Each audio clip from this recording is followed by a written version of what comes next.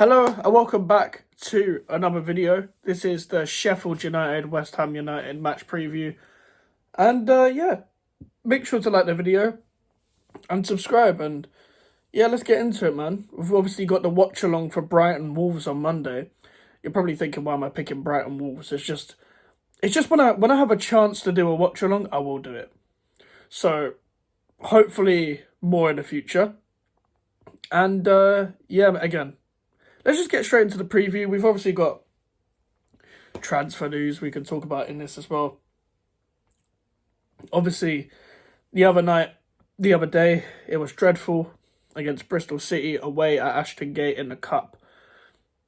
And if we're so adamant that the FA Cup doesn't mean anything, even though it fucking does, let's actually give our all in this game as much as we can with the injuries that we have, even though I don't think that should be an excuse. A draw is not acceptable. It will be a tough game. I'm aware it will be a tough game because we'll make it tough for ourselves. Not only that, Chris Wilder has got a tune of the Sheffield United players. Paul Heckingbottom wasn't at it. When we faced Sheffield United last time, it was a walk in the park. But even then, we were still not that clinical. It was only 2-0. And this was still when Kudus wasn't a first teamer. Well, a starter in the first team anyway. And that in itself is a bit wild to look back at. Obviously, Antonio's had the setback. Paquetá and Bowen are still out. Kudus is at AFCON. Obviously, he's scored 2 goals. I've actually heard that you can still qualify at third.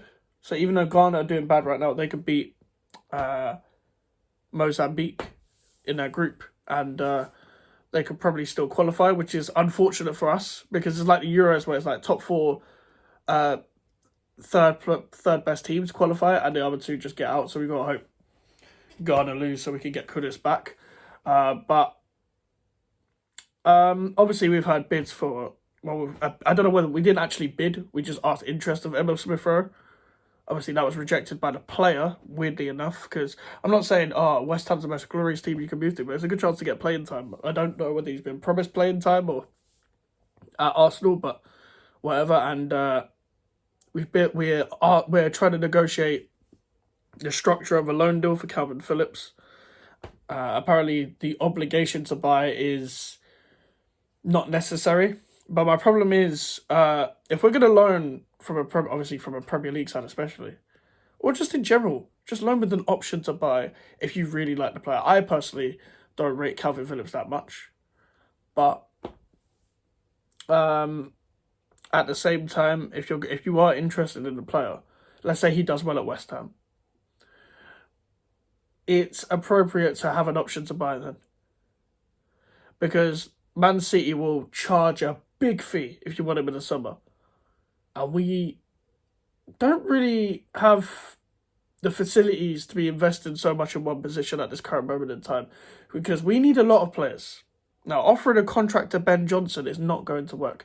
And I also think that we're going to go to 5 at the back again. Because they play 5 at the back sometimes. Or they varied it a bit, Sheffield United, the way they play. But predominantly 3 at the back, 5 at the back, whatever. It's going to be the same again, isn't it? It's going to be fucking Cresswell, Zuma, Mavropanos again. Mavropanos cannot make a mistake this game. I would play Ogbonna and Zuma together.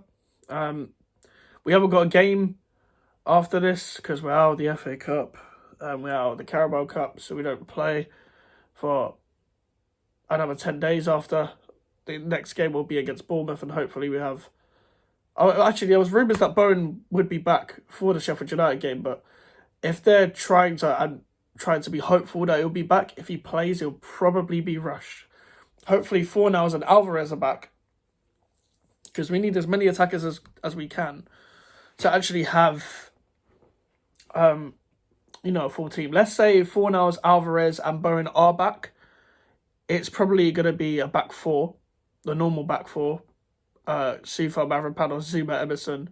Obviously, against AFCON, he'll probably go quite far in AFCON because of how good Morocco are. Then it'll be Alvarez, Souček and Ward-Prowse if everyone's fit. And then I'd assume he played Fornals off the left and Bowen on the right and Danny Ings up top.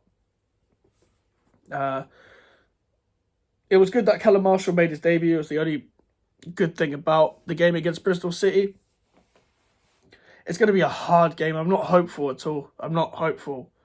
I'm not looking forward to it. We need to get business done. We are still 6th in the league, and it was a good result, obviously, because of no one could really catch up to us, I don't think. Apart from maybe, I think Brighton play. Yeah, Brighton play Wolves. I literally was talking about that earlier. I don't know how I forgot that. But the Man United-Tottenham game was good for us. The fact that they both drew.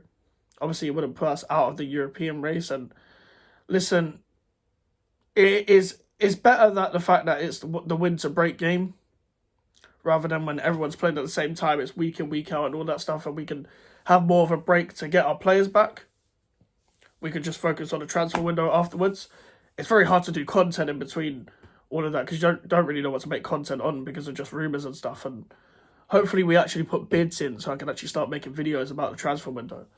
But at the same time, it's probably going to be a thing where we probably don't do much business in the window, and we probably drop points to Sheffield United, whether that's a draw or a loss. I don't know. I don't think there'll be many goals in this game. I feel like it'll be another 1-0 loss. And that's just my opinion. And I didn't think we'd... And if you watch my preview of the Bristol City game, I didn't think we'd win that, but you take that with a pinch of salt, because I didn't think we'd win against Man United. I didn't think we'd win against Wolves. I didn't think we'd win against Arsenal. And another team, probably other teams that we beat as well. But I'm looking at this game and like, it's a must-win. It's a must-win in terms of the games that we're going to have coming up against Man United away and Arsenal at home, like in a few weeks. As much as we beat both of them teams, as much as I think we should actually try and end our losing streak at Old Trafford and, try and beat them, I just don't think we will. And I think Bournemouth at home will be a tough game. Like, that's not going to be easy as well. Like, Iriola's done well there, man.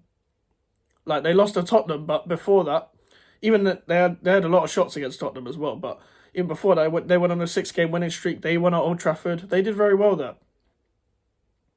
And if you're looking at the games ahead, you're looking at this like, just get over the line. No matter how you do it, just win this one. Like, I don't really have much confidence, but people like Vladimir Sufal, maybe he plays Ben Johnson. But speaking of Ben Johnson, I just saw a report about him being offered a contract. I don't know why. So just get a new right back, But again, that would be bad business for me. I don't think he's good enough. Just because he played games recently doesn't mean he's good enough. But honestly, I don't know how this season will end. I still think we'll finish around 9th. But at the same time, I've been proven wrong by this team, and I can be proven wrong again.